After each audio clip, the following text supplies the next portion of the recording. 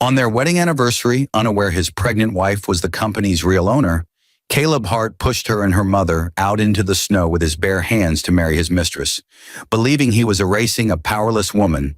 But in that frozen moment, the ground beneath his empire was already cracking.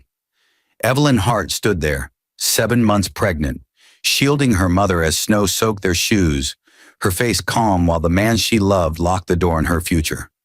But the silence in her eyes carried a secret that had built his wealth, signed his contracts, and fed his family for years. He thought he was choosing power over loyalty. But what if the power had always been hers? What did Evelyn do after that door slammed shut? How did one push in the snow turn a confident groom into a bankrupt man? And his proud family into strangers, begging on their knees. And why did none of them see it coming until it was too late? The house was too quiet for an anniversary morning. Evelyn Hart noticed it the moment she opened her eyes. No music from the kitchen, no clatter of plates, no smell of coffee drifting upstairs. Just a dense, unnatural stillness pressing against the walls, as if the house itself were holding its breath. She lay still for a moment, one hand resting instinctively on her belly. 7 months. The baby shifted gently, a reminder that she wasn't alone, even when the silence made her feel like she was. Caleb had never been subtle on anniversaries. Even when money was tight in the early years, he'd always tried. Flowers on the nightstand, a note folded too neatly to be casual, breakfast he pretended not to burn. This silence was wrong. Evelyn pushed herself upright slowly, careful not to move too fast. The doctor's voice echoed faintly in her mind. Avoid stress, avoid sudden shocks. A warning she had brushed off then and felt acutely now. She whispered without realizing it. Easy, it's okay. Not sure if she was talking to herself or the child. She slipped into her robe and walked toward the bathroom mirror. Her reflection looked calm, composed, the kind of woman people assumed had an easy life. But her eyes lingered on details others missed. The slight tension in her jaw, the way her fingers trembled just enough to notice if you were looking closely. She had learned that habit young. Her father used to say, "Power announces itself loudly, truth whispers." The memory rose uninvited. Her father's office overlooking the river, the blinds half drawn, his voice low and deliberate as he slid documents across polished wood. Not contracts, protections, safeguards. He had made her repeat one sentence back to him until she got it right. Never let love blind you to leverage. At the time, she had smiled and told him he was being dramatic. As she turned to leave the bedroom, a sound floated up from downstairs. Voices, muted, controlled, too deliberate to be casual. Evelyn paused at the top of the stairs, one hand gripping the banister. She listened, not straining, just letting the rhythm of speech reach her. Caleb's voice was there, unmistakable, calm, confident, the same tone he used in boardrooms when he believed he was winning. And underneath it, a woman's voice she did not hear often, but recognized instantly. Lydia. Evelyn's heartbeat stumbled. Lydia Monroe had always been a presence at the edges of Caleb's world. Board dinners, industry events, a woman whose smiles were precise and whose compliments always landed a little too close to intimacy. Evelyn had noticed, but noticing and accusing were not the same thing. Trust had taught her restraint. Pregnancy had taught her vulnerability. Now restraint felt like a mistake. She descended the stairs slowly. Halfway down, her gaze caught on something that made her stop cold. Her mother's coat hung on the rack by the door. Margaret never left it there. The wool was still dusted with snow. "Mom?" Evelyn called softly. No answer. Her mind flickered backward. Years earlier, her father's office, the river beyond the glass, his voice low and steady as he spoke of contingency, of exits, of never being unprepared. If people show you who they are, believe them the first time. Evelyn exhaled and stepped into the living room. 3 heads turned toward her. Caleb stood near the fireplace, adjusting his cufflinks. Lydia sat elegantly on the sofa, legs crossed, posture flawless, one manicured hand resting on her knee, as if she already belonged there. Margaret rose slowly, her face pale, eyes searching Evelyn's like she was trying to apologize for something she hadn't caused. No one smiled. That was when Evelyn knew, whatever this was, it had already begun without her. Caleb cleared his throat. You're up early. It's our anniversary, Evelyn said. Her voice was steady, but the room felt tilted. Why is Lydia here? Lydia smiled first. Not warm, not nervous, calculated. Good morning, Evelyn. Margaret took a step forward. Evelyn, Caleb lifted a hand. Let's not make this harder than it needs to be. Evelyn's hand returned to her belly, instinctive now, protective. The baby shifted again, as if reacting to the tension. What is this? She asked quietly. Caleb looked at her then, really looked at her, and something hardened behind his eyes. It's an ending, he said. And somewhere deep inside Evelyn, a truth her father had buried years ago began to stir, slowly, patiently, waiting for the moment it would no longer stay silent. The word ending hung in the air longer than it should have. Evelyn stared at Caleb, searching his face for hesitation, for guilt, for the man who once held her hair back when morning sickness left her shaking on the bathroom floor. But that man wasn't there. In his place stood someone straighter, sharper, someone who believed he had already won. An ending to what? She asked. Caleb exhaled through his nose the way he did when negotiations bored him. To this. To us. Margaret's voice trembled. Caleb, this isn't the way. He turned on her sharply. Please don't involve yourself. Lydia stood then, smoothing her red coat, stepping closer to Caleb without asking permission. The movement was small but practiced, intimate. Evelyn noticed how naturally Lydia fit at his side, how her hand brushed his arm and stayed there. We didn't want to do this today, Lydia said gently, though her eyes were cold. But dragging things out helps no one. Dragging things out? Evelyn echoed. Caleb reached into his jacket and pulled out a thin folder. Divorce papers, already prepared, already signed, by him. Evelyn felt her breath catch, not from surprise, but from the realization that this decision had not been made overnight. This had been planned, scheduled, rehearsed. How long? Evelyn asked quietly. Caleb hesitated for a fraction of a second. Long enough, Lydia answered instead. Long enough to know what we want. Margaret shook her head. She's pregnant. Yes, Lydia said smoothly, and we've discussed that. Discussed. The word landed like ice. Caleb placed the folder on the table. I'll make sure everything is reasonable. You'll have enough to start over. Evelyn looked at the papers but didn't touch them. Her father's voice surfaced again, layered over the present. Watch how people speak when they think you have nothing. Enough? Evelyn repeated. Enough of what? Caleb's jaw tightened. Don't do this. Do what? She asked. Ask questions? His eyes flicked briefly to Lydia, then back. I built this company from the ground up. Every account, every connection, every deal. You lived comfortably because of me. The lie was so clean it almost impressed her. Evelyn remembered late nights when Caleb came home frustrated, complaining about stalled contracts, unaware she had quietly made a call earlier that day. She remembered the renewal emails she never forwarded, the board approvals signed under initials he didn't recognize. She said none of that. Instead, she asked, And my mother? Caleb's expression hardened. She'll leave with you.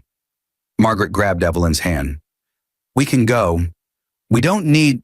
Yes, you do, Lydia interrupted softly. You just don't realize how much yet. Caleb walked toward the door and opened it. Cold air rushed in. Snowflakes swirled across the threshold. Now, he said. Evelyn stood frozen for a moment, not from the cold, but from clarity. This was the line, the moment her father had prepared her for, without ever naming it. As she stepped forward, Lydia leaned in and whispered, You should have known your place. Caleb didn't hear it, but Evelyn did. And as the door slammed shut behind them, locking with a final click, the silence that followed was not empty. It was waiting. The cold hit Evelyn's lungs like a shock. Snow fell thicker now, heavy flakes clinging to her lashes and melting against her cheeks. Her shoes sank slightly into the white, the ground already slick beneath her feet. Margaret gasped as the door slammed shut behind them, the lock clicking with a sound that felt louder than it was. For a moment, neither of them moved. Margaret was the first to speak. "Evelyn, are you all right?" Evelyn nodded, though her body disagreed. She wrapped her coat tighter around herself, instinctively angling her body to shield her belly from the wind. Her breath came slow and controlled, each exhale measured. Panic would help no one. Her father had drilled that lesson into her as a child. Panic wastes time. "I'm fine," she said. "We just need to think." Margaret looked at the closed door, then back at her daughter. "He's not the man I thought he was." "I know," Evelyn replied softly. "I knew before today. I just hoped I was wrong." They stood there as snow gathered on their shoulders, the house behind them glowing warm and golden through the windows. Inside, laughter flickered briefly. Lydia's, light and triumphant. Evelyn didn't turn around. She didn't need to see it. Her mind slipped backward, unbidden. She was 19 again, sitting across from her father in that quiet office. He had pushed a single document toward her. Not thick, not dramatic, just one page with her name printed cleanly at the top. "This is not wealth," he had said. "This is responsibility." He had explained the structure slowly, carefully, trusts layered beneath holding companies, her name shielded, never public. Even her mother hadn't known the full extent, not because she wasn't trusted, but because the fewer who knew, the safer Evelyn would be. "You will marry one day," he had said. "If you tell a man what you own before you know who he is, you'll never truly know him." Evelyn had laughed then. "I won't marry someone like that." Her father's expression had softened. "No one thinks they will." The memory faded as a sharp gust of wind cut through her coat. Margaret's teeth chattered. "We can call a cab." "No," Evelyn said. She reached into her pocket, fingers closing around her phone. Her hand paused before unlocking it. This was the moment, the decision point her father had warned her about, the line between endurance and action. Her thumb hovered over a familiar number, not Caleb's, not a friend's. The trustee. She didn't dial yet. Instead, she looked back at the house one last time, the place where she had believed she was safe, where she had folded laundry while Caleb talked about expansion plans, unaware she had already approved them months earlier, where she had smiled through dinners with his parents, listening as they praised his success. Snow continued to fall, quiet and relentless. Margaret touched her arm. "Evelyn, what are we going to do?" Evelyn met her mother's eyes, steady now, something resolute settling into her bones. "We're going to leave," she said, "and then I'm going to stop pretending." Her phone vibrated suddenly, an incoming message from the trustee. "Call me when you're ready," Evelyn exhaled slowly. The waiting was over. The car ride away from the house felt unreal, like motion without progress. Evelyn sat in the back seat beside Margaret, watching the neighborhood blur past through a fogged window. Snow piled against the curb in soft, deceptive drifts, covering sidewalks, hiding edges. She noticed everything, the way streetlights reflected off the ice, the driver's eyes flicking to the rearview mirror, the hum of the engine steady and indifferent. Her phone rested in her lap, still unlocked, still waiting. Margaret broke the silence first. "I should have seen it coming," she said quietly. "The way he started speaking over you. The way his parents stopped asking your opinion." Evelyn didn't answer right away. Her mind was somewhere else. Months earlier, standing beside Caleb at a charity gala, smiling while his mother leaned in and whispered, "It's good he didn't marry someone too intimidating." Evelyn had smiled then too, swallowing the insult because peace seemed easier than confrontation. Peace had been an illusion. "They never respected me," Evelyn said finally. "They tolerated me." Margaret nodded. "Because you made yourself small." The words weren't cruel, they were true. Evelyn closed her eyes briefly, another memory surfacing. This one sharper. Her father, ill but still precise, dictating instructions from his hospital bed. He had made her repeat account numbers aloud, correct her when she hesitated. "Emotion clouds judgment," he had said. "Love more than anything." At the time, she had thought he was being cold. Now she understood he had been trying to protect her from this exact moment. The car stopped in front of a modest hotel. Warm light spilled from the lobby windows. Safe, temporary. As they stepped inside, Evelyn felt the baby move again, stronger this time. She placed her hand over her belly, grounding herself. "I won't let him hurt you," she whispered, not to Margaret, but to the child. In the room, Margaret sat on the edge of the bed, hands folded tightly. "Evelyn, what are you not telling me?" Evelyn hesitated. This was another line, another choice. She pulled the leather folder from her bag, the same one her father had given her years ago, worn now, heavy with meaning. "I didn't tell you because I was afraid," Evelyn said. "Afraid it would change how people saw me. Afraid it would change how I saw them." She opened it. Margaret's eyes widened as she scanned the documents. The trust, the ownership structure, the signatures. "My God," Margaret whispered. "Evelyn, this is the company," Evelyn finished. "All of it. I never told Caleb. Not once." Margaret looked up, stunned. "He thought that he built everything himself," Evelyn said. "I let him." Silence stretched between them, thick with understanding. Margaret reached for her daughter's hand. "What are you going to do?" Evelyn picked up her phone at last. She dialed. The call connected immediately. "Evelyn," the trustee said, "I was wondering how long it would take." Her voice was calm, controlled, different now. "It's time," Evelyn said. "I want everything frozen, effective immediately." There was a pause, then quiet respect. "Understood," he replied. "Are you prepared for the fallout?" Evelyn looked at her reflection in the darkened window. No longer small, no longer uncertain. "Yes," she said. "I've been prepared my whole life." She ended the call. Outside, the snow kept falling. Inside, something irreversible had begun. Caleb woke to the sound of his phone vibrating nonstop on the nightstand. At first, he ignored it. Lydia was still asleep beside him, her red dress from the night before draped carelessly over a chair like a discarded victory flag. The house felt different this morning, lighter, freer, no quiet judgment, no careful questions, no pregnant pauses.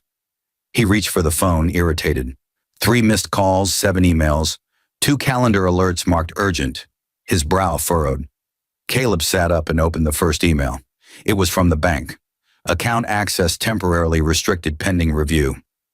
"What the hell?" he muttered. He tapped the next message, then the next. Subject lines blurred together. Compliance review, board inquiry, contract suspension. A pulse of unease slid through him. He swung his legs off the bed just as Lydia stirred. "What's wrong?" "Nothing," he said too quickly. "Just administrative nonsense." But the word nothing no longer fit. Downstairs, sunlight poured through the windows, bright and indifferent.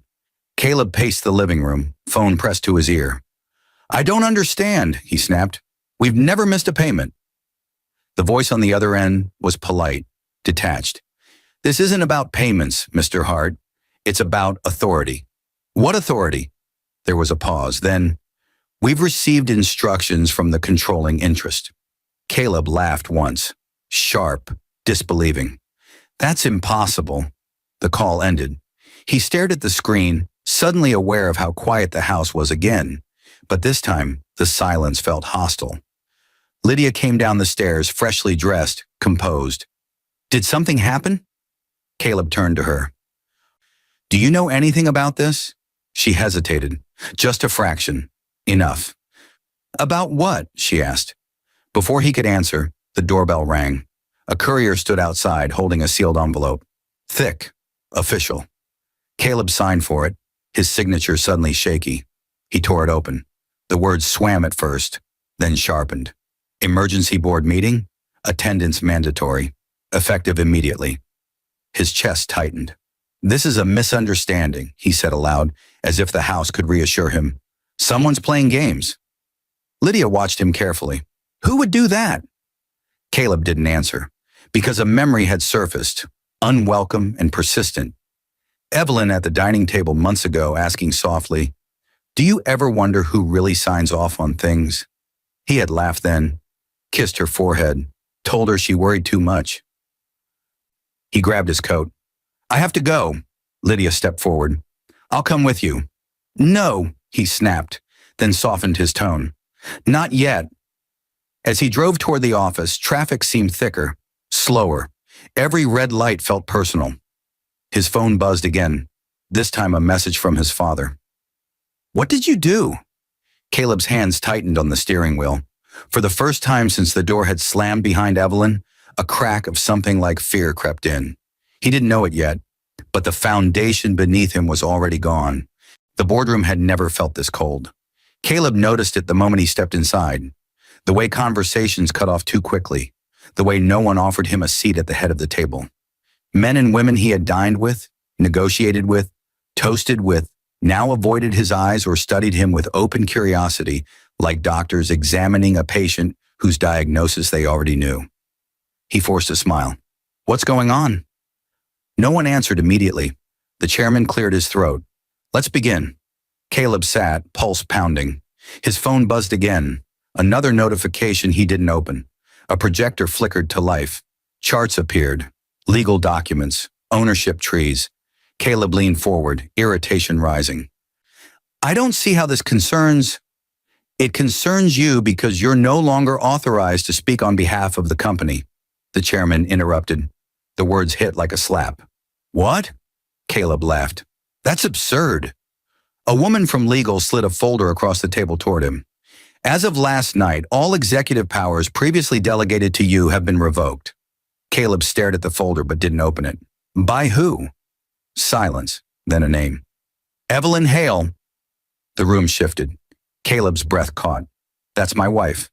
The chairman nodded, and the sole controlling interest of Hale consolidated. The world tilted. Caleb pushed back his chair. No, that's not possible. Evelyn doesn't, she never owns? The legal counsel finished calmly. She does, through a trust established years before your marriage, layered, private, completely legal. Caleb's ears rang. Flashbacks slammed into him without mercy. Evelyn quietly leaving rooms during meetings, making calls he never asked about. Contracts renewed without explanation. Problems resolving themselves overnight. Her calm. Always her calm. This is some kind of setup, he said hoarsely. She wouldn't do this. The chairman's gaze hardened. She already has. Caleb's phone vibrated again. This time he looked, a single message. This isn't revenge. It's accountability. His chest tightened. You can't just take everything. The legal counsel adjusted her glasses. We're not taking anything. We're returning control to its rightful owner. And my family? Caleb demanded. Our investments? Another pause. He was starting to recognize those pauses. They meant bad news. Those were tied to your executive authority, the chairman said, which no longer exists. Caleb stood abruptly. You can't do this today. The chairman's voice was final. She chose today. The irony burned. Anniversary. Caleb's mind raced. He thought of Lydia, waiting, confident, already planning a future that no longer existed. He thought of his parents, their pride built on his success. He thought of Evelyn standing in the snow, eyes unreadable.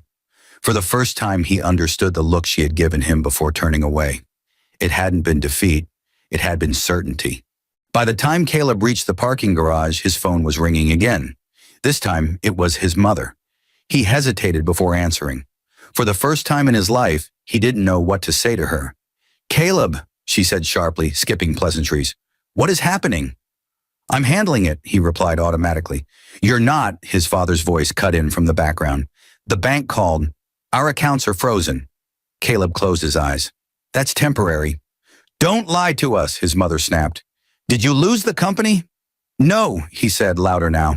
I didn't lose anything. But even as he said it, he knew how hollow it sounded.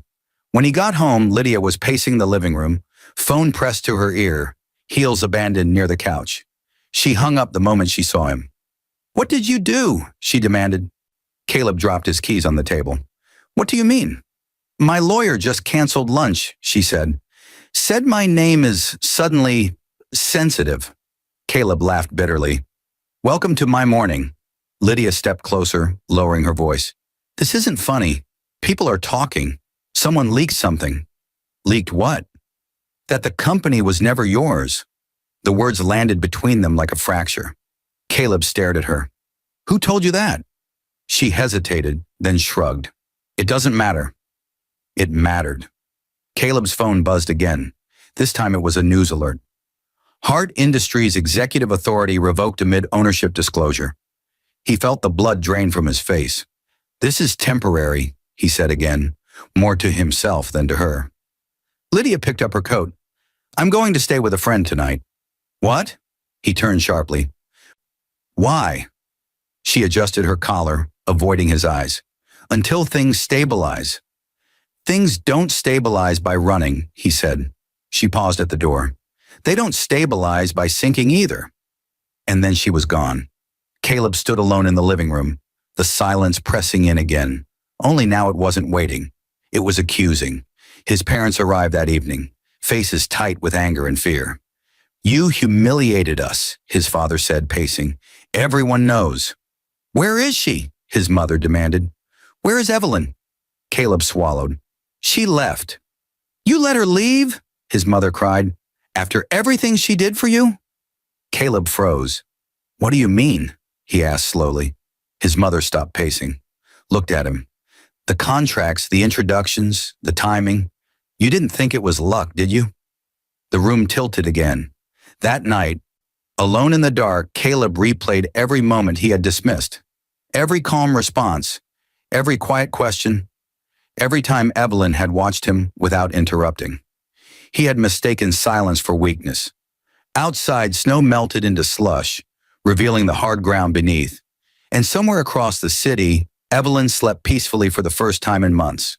The conference room Evelyn entered was nothing like the one Caleb had left in pieces days earlier. This one was smaller, warmer, glass walls instead of steel. A room designed for decisions that didn't need applause. She paused at the doorway, letting the stillness settle. The baby moved again, steady, insistent, as if reminding her that she wasn't just stepping into power, she was carrying a future. Take your time, the trustee said gently from behind her. They'll wait. They always did. Evelyn stepped inside. Around the table sat people who had known her long before Caleb ever did. Not as his wife, not as a shadow, but as Jonathan Hale's daughter, as the person whose name had signed documents that shaped cities while remaining invisible to headlines. Good morning, she said. One by one they stood. Respect, she realized, didn't announce itself either. As the meeting began, Evelyn spoke calmly. No raised voice, no dramatic pauses. She didn't dismantle Caleb's work out of anger. She simply corrected what had been built under false assumptions. Contracts were reassigned, boards restructured, family-linked privileges removed with surgical precision. Effective immediately, she said at one point, no personal relationships will influence executive authority. The irony was not lost on anyone. When it ended, the trustee walked beside her down the corridor. You handled that cleanly. Evelyn nodded. Clean doesn't mean painless. Outside, winter sunlight cut through the clouds. She inhaled deeply. Her phone rang, Caleb's father. She watched it ring twice before answering. You didn't have to destroy us, his father said without greeting. His voice sounded older now, smaller. Evelyn leaned against the window. I didn't destroy anyone. You took everything. No, she replied softly. I took back what was mine. Silence followed, then quieter. We're coming to see you. Evelyn closed her eyes. Don't, she said. Not today. We need to talk. You had years to talk, she replied. You chose silence. Now live with it. She ended the call. That evening, Margaret watched her daughter move through the hotel room with quiet efficiency, organizing papers, making calls, pausing only when the baby kicked. You're different, Margaret said softly. Evelyn smiled faintly. No, I'm just not pretending anymore. Outside across town, Caleb sat alone at his kitchen table, surrounded by documents he could no longer sign, numbers he could no longer move. His phone lay face down beside him. He didn't call Evelyn. He was afraid of what she would say, and more afraid of what she wouldn't, because deep down, he knew what was coming next, and that knowledge hurt more than the cold ever had. They came just after dusk. Evelyn knew they would, Not because she expected apology, but because desperation always follows arrogance when the illusion breaks. She was standing by the hotel window when the call came from the front desk. "There are people here asking for you. They seem distressed." Evelyn closed her eyes briefly. "I'll come down." Margaret touched her arm. "You don't have to." "I know," Evelyn said, "but I want to." The lobby was quiet, muted by thick carpets and soft lighting. At first, she didn't recognize them. Not because they had changed physically, but because they no longer carried themselves the way they used to. Caleb's parents stood near the entrance. His father's shoulders were slumped. His mother clutched her purse like it was the last solid thing in the world. And behind them, Caleb, unshaven, hollow-eyed, smaller. When he saw Evelyn, he stopped walking. She didn't. She moved past them toward a chair and sat, slowly, deliberately, one hand resting on her belly. The baby shifted, calm, steady. No one spoke. Then Caleb's mother broke. She stepped forward and dropped to her knees. The sound of it echoed louder than expected. "Please," she said, voice cracking. "We didn't know. We swear we didn't know." Evelyn looked at her, really looked at her. At the woman who had once smiled thinly and said, "Men like Caleb need women who don't challenge them." "I know," Evelyn replied. Caleb's father followed, sinking down beside his wife. "Our savings are gone. Our home—" "I didn't touch your home," Evelyn said calmly. He blinked. "It's tied to his authority." "Yes," she agreed, "which you benefited from." Caleb stood frozen, watching his parents kneel in front of the woman he had pushed into the snow. His throat tightened. "Evelyn," he said hoarsely, "I made a mistake." She finally turned to him. "You made a choice," she corrected. He swallowed. "I didn't know who you were." "That's true," she said, "but you knew who you thought I was." Silence spread, heavy and absolute. Caleb stepped forward slowly, then stopped. He didn't kneel, but something inside him already had. "Can you fix this?" he asked. "Please." Evelyn stood. The room seemed to adjust around her, not because she demanded it, but because people always responded when someone stopped shrinking. "I won't punish you," she said, "and I won't save you." Tears streamed down his mother's face. "Then what will happen to us?" Evelyn placed a hand over her belly. "You'll live," she said. "The way I was supposed to." She turned away. Behind her, the silence returned, this time final. Morning arrived without ceremony. Sunlight slipped through the sheer curtains of the hotel room, pale and gentle, touching the edges of Evelyn's world like a quiet promise. She lay awake before it fully broke, listening to the rhythm of her own breathing, to the steady reassurance of life moving inside her. For the first time in a long while, there was no weight pressing on her chest. Margaret stirred from the armchair where she had slept. "Did you rest?" Evelyn nodded. "Enough." They didn't speak about the night before. Some things didn't need revisiting to be understood. Later that day, Evelyn walked through a new office. Temporary, modest, intentionally so. She wanted no monuments yet, just clarity, just order. People rose when she entered, not out of fear, but recognition. Her name moved through rooms now, unhidden, no longer whispered. She signed documents carefully, paused often, never rushed. Power, she had learned, didn't need speed. Across town, Caleb packed the last of his belongings into cardboard boxes. The house echoed, stripped of warmth and pretense. Lydia's side of the closet was empty. The silence was no longer hostile. It was instructional. He paused at the doorway once, imagining Evelyn standing there, hand on her belly, eyes calm. He had mistaken kindness for compliance. Weeks passed. Winter gave way to early spring. Snow melted completely, revealing the hard ground beneath, unchanged, indifferent to human pride. Evelyn stood in a hospital room one quiet afternoon, sunlight washing over white walls as she held her newborn daughter for the first time. The baby's fingers curled instinctively around hers, strong, certain. Margaret watched, tears in her eyes. "She's safe," she whispered. "Yes," Evelyn said. "She always will be." News articles ran briefly, then faded.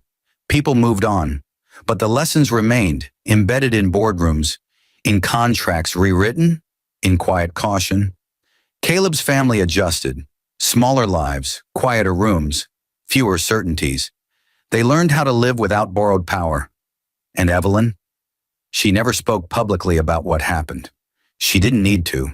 Some stories weren't meant to be told loudly. They were meant to be felt, carried forward as quiet warnings.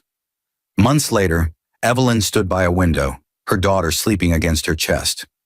Outside, the city moved as it always had.